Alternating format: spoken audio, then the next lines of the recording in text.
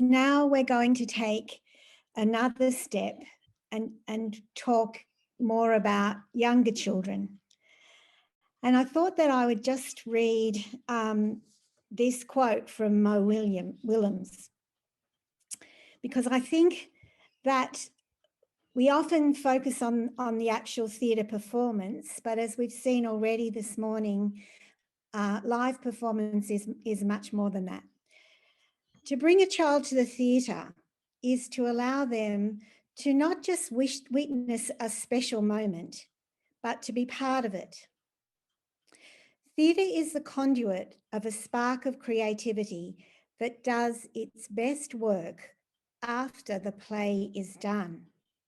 Remembering, imagining, replaying.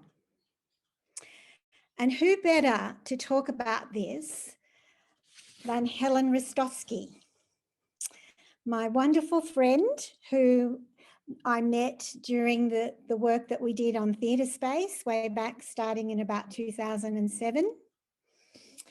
Helen has worked across so many different theatre companies, from Bell Shakespeare, Performing Lines, Opera Australia, Zeal Theatre, back in Gecko. And she's been responsible for producing fantastic quality theatre for children and young people. And I just want to emphasise the quality, because that is a really important factor, I know, in what Helen wants to do for children. But alongside producing theatre, Helen has also been really very responsible for a whole lot of successful creative learning initiatives for children. And one of the things that we had the privilege and pleasure of working on together was school drama, which takes theatre and theatre strategies into the classroom as well. So without further ado, we're looking forward to hearing from you, Helen. Thank you. Good morning. So I'm going to try and share my screen. And it's not death by PowerPoint, I promise. But hopefully a little more interesting than my face. So how's that? Is that working? Great. Looks great. Thank you. So good morning, everyone, from beautiful Borlu on Noongar Budja. I acknowledge and pay my respects to the Whadjuk people of the Noongar Nation, who remind me of the necessity of placing children at the centre of culture. A few years ago, I overheard my son, Hugo, and his friends talking about what their parents did for a job. There was a doctor, a builder, a crane driver, and one said, "I think something at Bunnings." And Hugo said, "My mum helps people tell stories." And I thought, wow, that's exactly what I do. And then one of his friends asked why. And Hugo's answer was to give kids ideas to do stuff. Stories, yarns, tales, legends, myths, fables are thought of as a given in children's lives. Since well before the printing press, the grown-ups have been sharing stories with children across time and around the world. Stories with memorable characters that move from disadvantage to a place of love and safety. Other characters are kind, resourceful, or courageous enough to grasp at opportunities before them, even if it means taking a leap of faith or trusting in the magical. These stories tap into children's inner worlds and emotions. Then there are stories that ask children to consider the external world, such as their relationship with the environment, the nature of power, the perspectives of people whose culture and experiences are different to their own, the truth-telling of some of history's darker times. Here, an unjust authority can be challenged and even hilariously ridiculed. A quality story crawls into the receiver's heart and puts their imaginations to work. The story should never only be entertaining. It must also be imbued with subtle wisdom that can help us navigate our inner and outer worlds. Childhood is too short to be wasting time offering up anything else.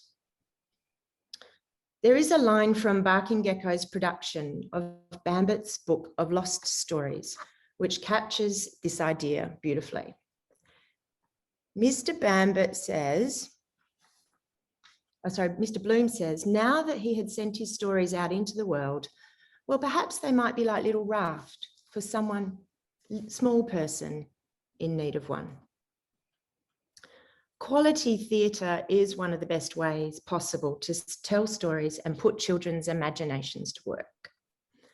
Activating children's imaginations is an absolute necessity, because if children have the capacity to imagine, they also have the capacity to hope.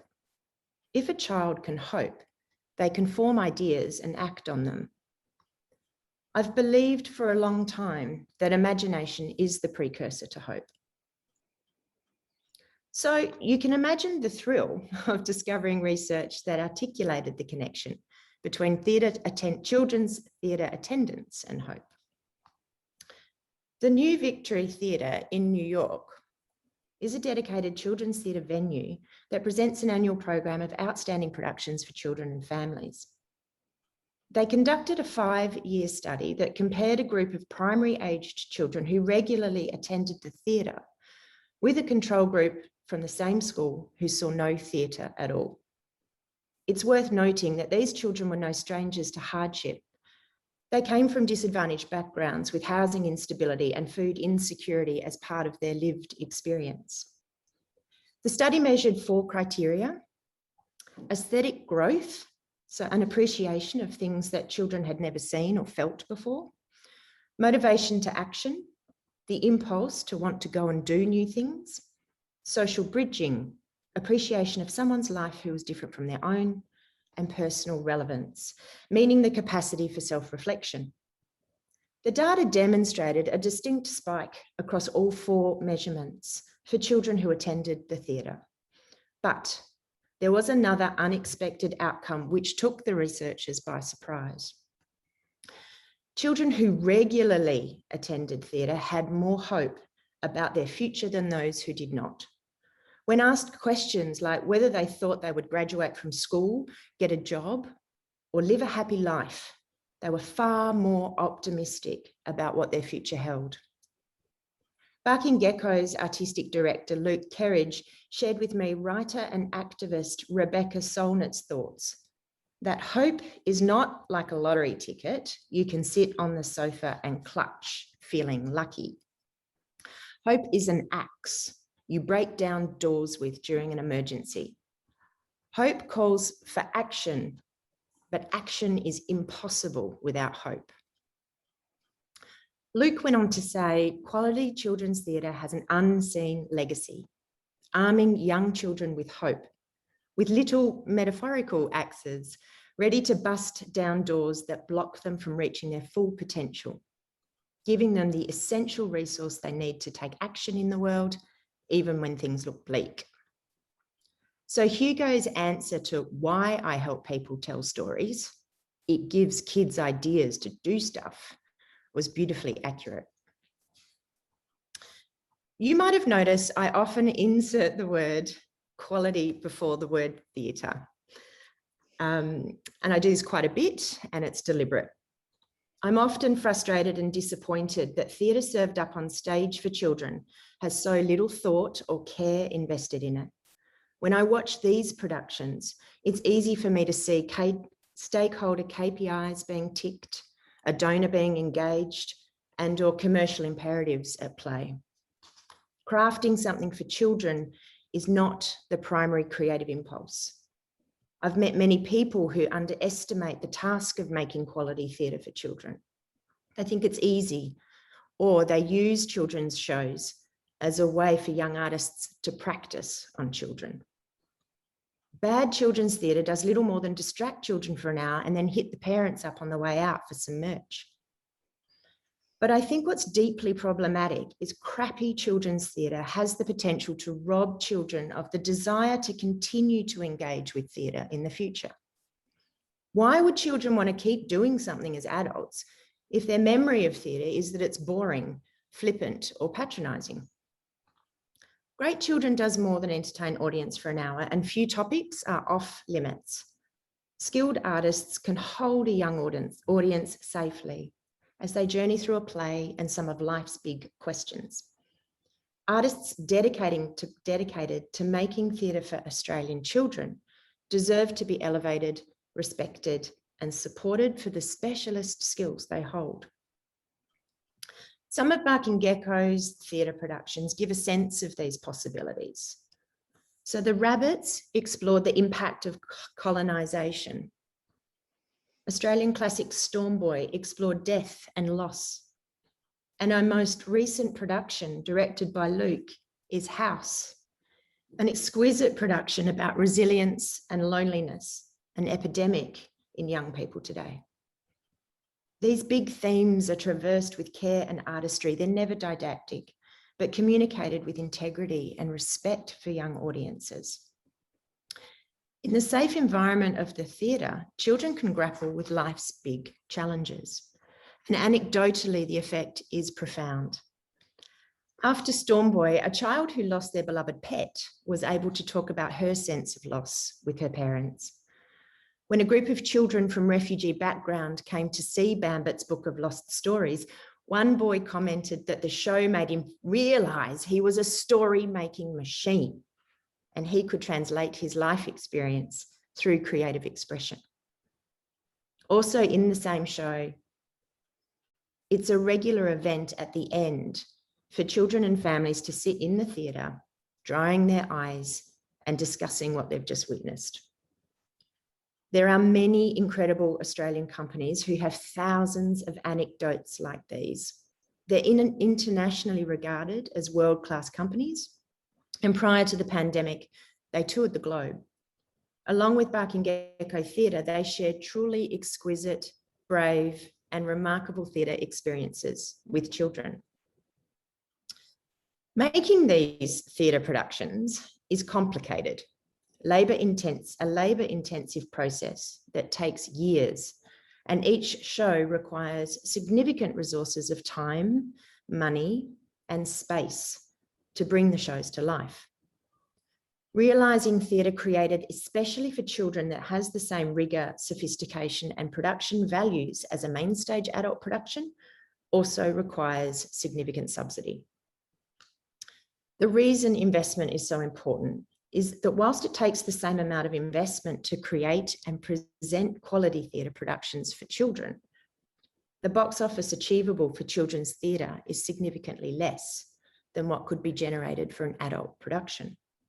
It's simply not possible to charge primary school children $50 a ticket to see theatre, and yet they deserve no less than adults. So speaking of adults, as you can tell, my focus is children as audiences today, not audiences as tomorrow. However, we also know that investing in children's live performance will build future audiences for Australia's $4.4 billion live performing arts industry. The ARC research project that Robin referred to, Theatre Space, was a multi-year study spanning major adult theatre companies and venues, investing in what attracts and engages and sustains participation of young people in major cultural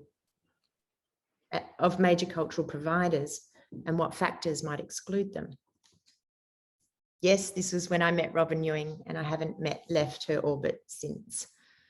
The outcome of the project found that young people were indeed attracted to the liveness and immediacy of theatre despite the plethora of digital distraction. And more recently, the New York study I referred to earlier explored the link between early engagement and future patterns of attendance. The research suggested 80% of regular adult theatre goers were taken to the theatre when they were in primary school.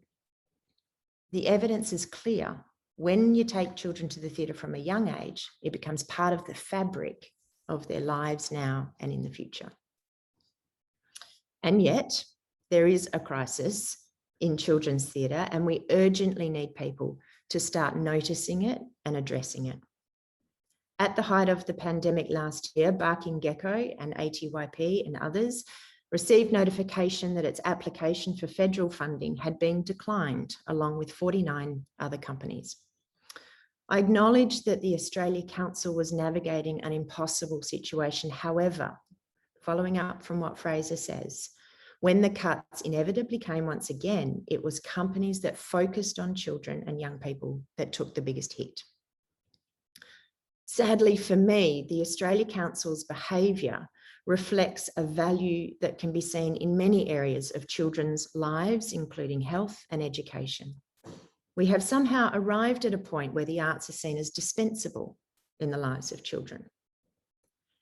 So it's time to examine our foundations, our values, the structures and the processes that have caused children to become invisible at the edges of Australian theatre landscape. And then be brave enough to do the opposite and bring children to the centre. We can and must collectively reimagine policies and practices at the highest levels to ensure children have every opportunity to engage with theatre. As Sir Ken Robinson said, in the arts and education context, nobody thinks the arts for children are a bad thing. The problem is getting the people who make the decisions to change their policies and their practices to include the arts. I notice children passively consuming more and more the flood of banal digital content and disappearing for hours into addictive games. And I'm deeply concerned about the displacement of stories from childhood and the safety nets they provide.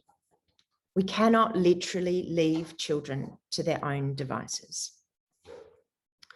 So, what if together we imagine a future where there are more than 3 federally funded children's theatre companies making the shows for nearly 5 million children? What if schools brought their children to the theatre not every other year, but once a term?